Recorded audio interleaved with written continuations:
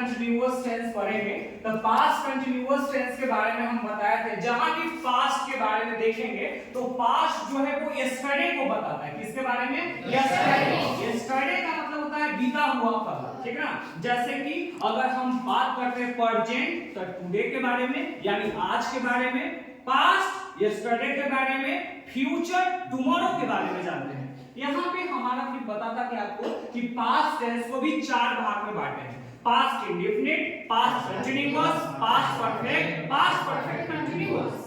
आज का हमारा टॉपिक है पास्ट कंटीन्यूअस टेंस। क्रिया के अंत में रहा था, रही थी। जनरली अगर बोलते हैं ना सबसे पहले कि सर हम कैसे जानेंगे कि ये पास्ट कंटीन्यूअस का टेंस है ना, मतलब सेंटेंस है, तो उसको पास्ट कंटीन्यूअस का वाक्य होने के लिए कंडीशन है, समझ रहे हैं ना। तो कंडीशन क्या है कि वाक्य में रहा था, रही थी, रहे थे, रहेगा, तब वह वाक्य पास्ट कंटीन्यूअस टेंस का होगा। इसमें जैसे अब जिस प्रकार से तो अलग अलग 5 प्रकार के वाक्य या 6 प्रकार के वाक्य, जिसमें सकारात्मक वाक्य, नकारात्मक वाक्य, प्रश्नवाचक वाक्य है ना, प्रश्नवाचक नकारात्मक वाक्य, WH सेंटेंस जिसको डबल इंट्रोगेटिव वाक्य कहते हैं, ठीक है। अब यहाँ सकारात्मक वाक्य है तो अफर्मेटिव सेंटेंस कोई कथन को बोध कराता है, जैसे मैं खा रहा था, वह जा रहा था, सोहन खेल रहा था। ऐसे सेंटेंस को हम लोग अफर्मेटिव सेंटेंस यानी सकारात्मक वाक्य कहते हैं। सकारात्मक वाक्य का जो स्ट्रक्चर होता है, सबसे पहले हम सब्जेक्ट यानी सब्जेक्ट आप जानते हैं जो एक्शन वर्ड को करता है उसी को सब्जेक्ट कहते हैं। हिंदी में सब्जेक्ट को कर्ता कहा जाता है, ठीक है ना, याद रखिएगा। सब्जेक्ट वैसे पर्सन होता है, जनरली सब्जेक्ट में नाउन होगा या प्रोनाउन होगा, याद रखना है।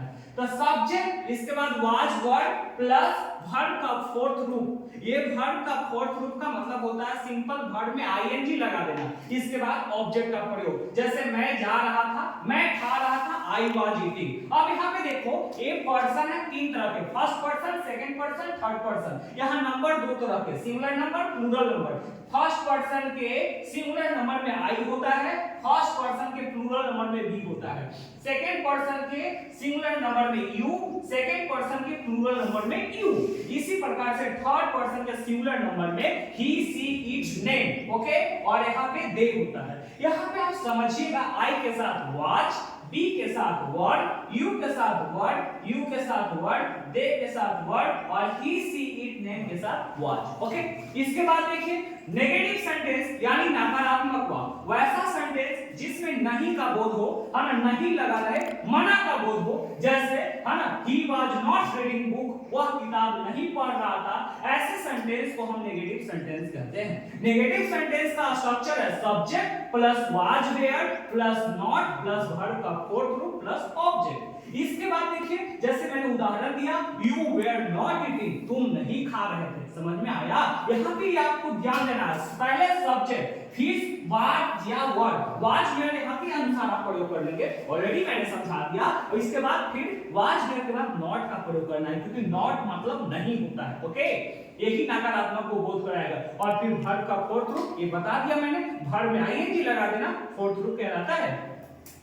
इंट्रोगेटिव सेंटेंस यानी यहाँ प्रश्न पूछने का बोध कराएगा, तो यहाँ was were plus subject plus verb का फोर्थ रूप प्लस ऑब्जेक्ट और लास्ट में क्वेश्चन मार्क डालेंगे, है ना, लास्ट में क्वेश्चन मार्क डालेंगे। यहाँ पे देखिए जैसे क्या वह जा रहा था, है ना, क्या वह जा रहा था, तब यहाँ पे देखो क्या वह जा रहा था, तो वह का अंग्रेजी हो जाता है क्या, ही होता है, ठीक है ना। अब ही, तो यहाँ से समझ जाए कि वो ही बताए हैं सर, इसका मतलब वाज था, तो यहाँ पे सबसे पहले वाज, तो वाज ही गोइंग देयर, क्या वह वहां जा रहा था, ठीक है। इसी तरीका से वर यू प्लेइंग क्रिकेट, क्या तुम क्रिकेट खेल रहे थे। और हमने बता दिया इंट्रोगेटिव और WH में दोनों में यही अंतर है कि इंट्रोगेटिव में क्या से शुरू ही होगा, ठीक है ना, जबकि WH में यानी डबल इंट्रोगेटिव सेंटेंस में बीच में आएगा कब, क्या, क्यों, कब, कैसे, ये सब बीच में आएगा। जैसे राम कैसे जा रहा था, है ना, तुम क्यों हंस रहे थे, तो बीच में आएगा, ठीक है ना। अब यहाँ पे समझो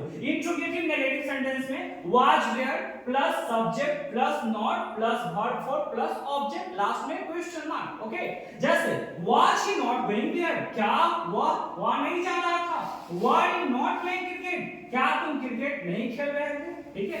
इसके बाद देखिए WH सेंटेंस, WH सेंटेंस में what, where, when, why, how, ये यानी WH वर्ड का सबसे पहले अंग्रेजी लिखेंगे, फिर हम लोग वाज, वेयर का प्रयोग करते हैं, फिर सब्जेक्ट का प्रयोग करते हैं, फिर वर्ब को प्लस ऑब्जेक्ट, ठीक है। जैसे व्हाट वाज राम डूइंग, है ना, राम क्या कर रहा था, तुम क्यों हंस रहे थे, है ना, why were you laughing, question mark में जरूर डालिएगा। आई होप आपको समझ में आया।